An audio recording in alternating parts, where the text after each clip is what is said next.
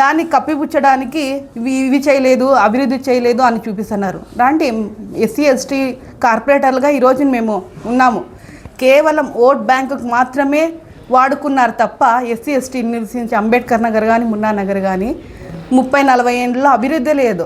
కానీ మా ఎమ్మెల్యే గారు ఎమ్మెల్యే గారు అనంత వెంకటరామరెడ్డి గారు ఆధ్వర్యంలోనే వైఎస్ఆర్ కాంగ్రెస్ పార్టీ వచ్చిన తర్వాతనే దాదాపు 2 కోట్లతో అభివృద్ధి పనులు చేపట్టడం జరిగింది. ఇది కాదా అభివృద్ధి అంటే? ఇది కాదా నిదర్శన? మీరు అభివృద్ధి కాదండి ఇప్పుడు మాట్లాడాల్సిన అవకాశము. విద్యుత్పై మేము పోరాటం చేశాం.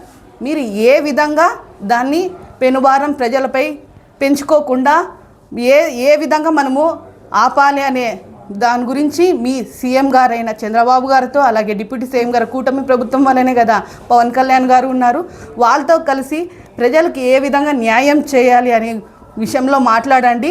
ఏదో ప్రజలకి మబ్బి పెట్టడానికి అభివృద్ధి అని అవి ఇవి డంపింగ్ యార్డ్లు అని అవి కలిబుల్లి మాటలు మాట్లాడొద్దని ఏదాని మాట్లాడడానికన్నా మేము సిద్ధంగా ఉన్నాము వైఎస్ఆర్ ప్రభుత్వం.